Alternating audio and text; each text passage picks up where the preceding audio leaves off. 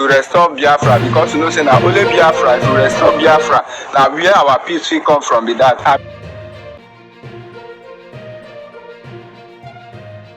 Welcome to Ojukwu News Channel. In today's video, we dive very deep into a powerful and controversial topic: why some people in Benue State are beginning to identify with the Biafra struggle. We'll explore historical connections with the Igbo, the impact of Fulani Hada attacks, the recent Yelwata killings and arrests, and why more voices are calling for self-determination. Stay tuned to the end.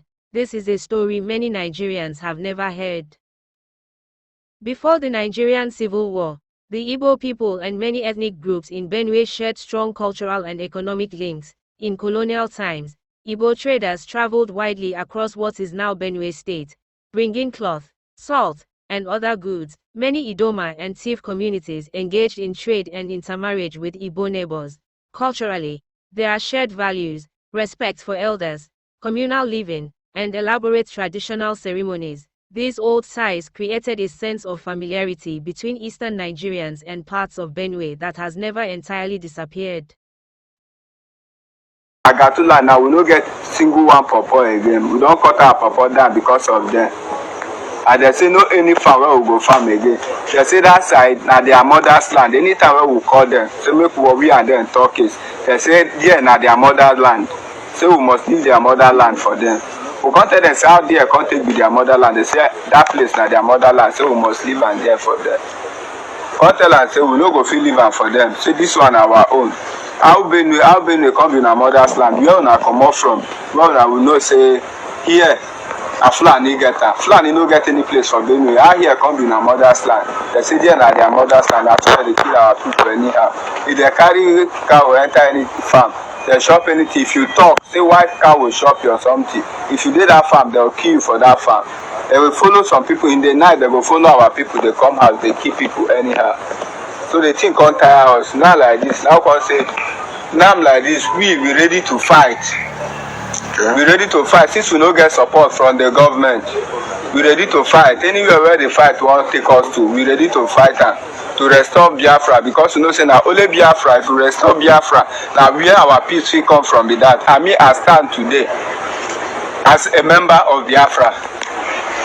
I know say now only where we figure this thing from now like this, and we ready to fight until the end to get the Biafra now.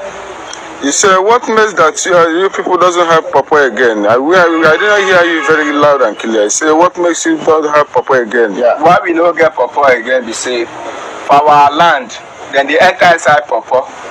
We will not be discovered in time. They use and kill our people. Finish. They use and kill our people. Which people they enter? Now Fulani men, X-men. They enter inside pawpaw for our land. They use and kill our people. So we will not discover everything they happen till the time we can't discover. I beg, carry your language. Come again. Wait till the talk be say these Fulani people they enter inside Popo as a kind of a. This man said, I swear to the Almighty Allah.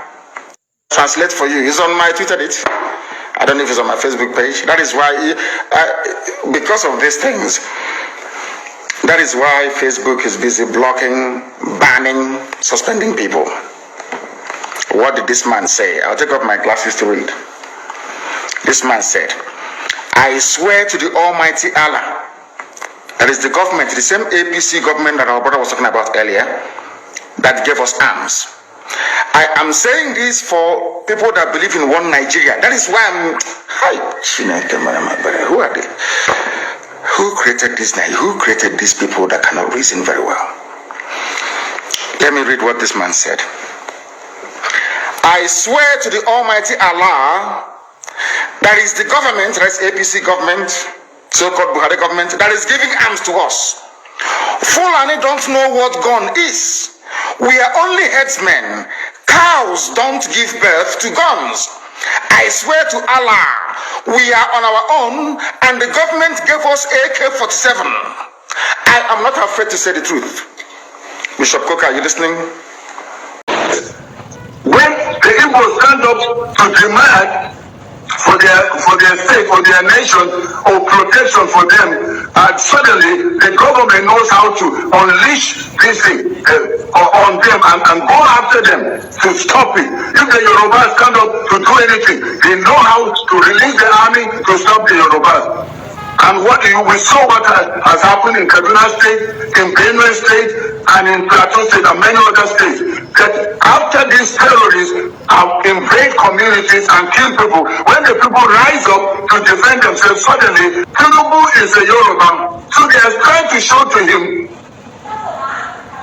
They're showing to Tinubu, you can do nothing. You say them the local. We are coming after you, the Yorubas.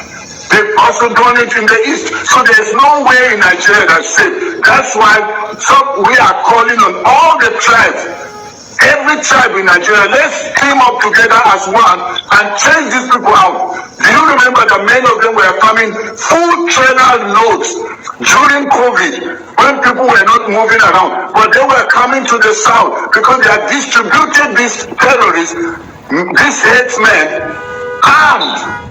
In our time when we were growing up, you never see a Fulani with anything, no gun, nothing, not even, these locally made guns. They only had little sticks just to make sure they protect their animal as they're grazing. And we always wait until we have harvested, then we will allow them to come in with their cows. But these days, they come and kill, invade an entire community, go from village to village, chase them out, and then take over. And then Nigerians are just watching. How can one tribe, especially most of them have been imported, they were brought in from outside, and we are sitting and allowing them, looking helpless. During the Biafra War from 1967 to 1970, Benue State was part of the old northern region, which supported the federal government. While most Benue communities did not join Biafra, the war caused massive displacements across the region. Some Igbo civilians fleeing conflict settled temporarily in Benue areas, forging connections that remained after the war. But despite these contacts, Benue officially stayed out of Biafra. Fast forward to recent years, Benue has faced relentless attacks by armed Fulani herders, especially in Goma, Logo, Gwe, and Agatu local government areas. That forces them to think twice and are making a decision to join Biafra and the IPOB military forces. Thousands have been killed, and many more have been displaced. Many Benue people feel abandoned by the federal government. Some believe Abuja is not doing enough to protect them. Communities live in fear, while attackers often move freely.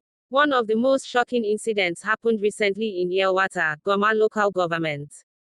Armed herders attacked villages, killing scores of innocent people. After public outcry, security forces arrested and paraded 28 suspects, displaying weapons and recovering stolen property. But even with these arrests, many communities believe the damage is already done, and justice often comes too late. For some, the Yelwata killings were a final straw, reinforcing the belief that the federal system is failing to protect Benue's people. My heart is heavy, terribly sad, terribly angry.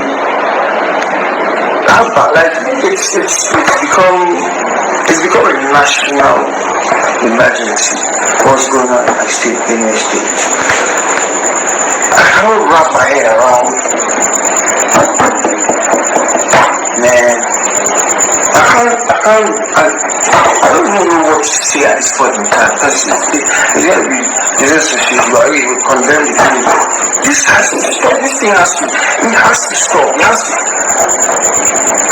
has to involve everybody, every stakeholder in this country, every stakeholder in Benue State. It's not childless. It's becoming ridiculous. It's annoying. Haba, come on, man.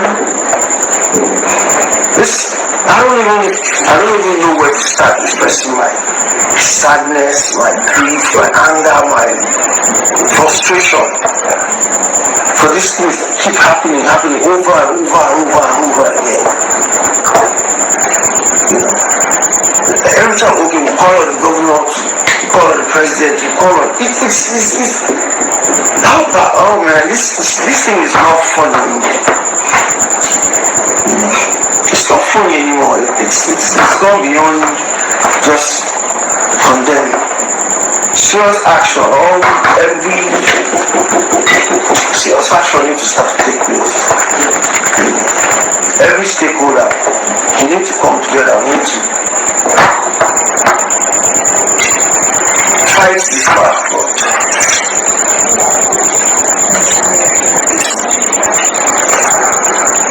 We just need to solution.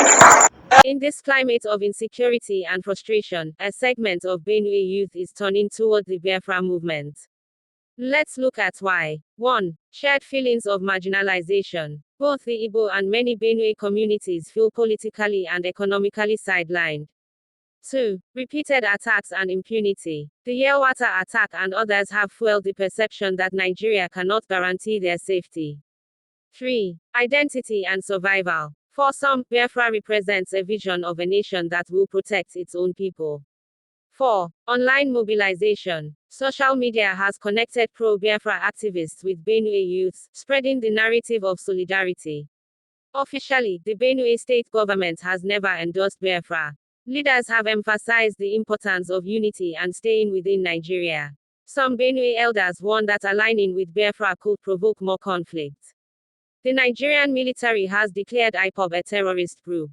Security forces have cracked down on suspected activists. Still, frustration continues to grow as insecurity and poverty deepen. Between the hours of 20:30 hours and 0200 hour, armed militias invaded the Yelwata community in Guma local government area of Benue State, killing and maiming any soul on site. I am pleased to inform you today that 26 persons directly connected to this crime have so far been arrested and their weapons recovered. All 28 suspects are currently in custody and have voluntarily confessed to their individual and collective roles in this incident. As I speak, legal proceedings are being finalized and they will be arraigned in court without delay. While it may seem surprising, the idea of Biafra is gaining ground in unexpected places, not only because of old ties to the east but because communities feel unprotected. Justice is often delayed or denied. People are desperate for change. When the government fails to protect its citizens, radical alternatives begin to look attractive, even for people whose ancestors were never part of Biafra. What do you think? Is this a genuine cry for justice or a dangerous path toward more division and violence? Tell us in the comments below. If you found this video insightful, please like, subscribe, and hit the bell icon so you don't miss future stories on Nigeria's complex history and politics. Thank you for watching. Stay safe, stay informed, and see you next time.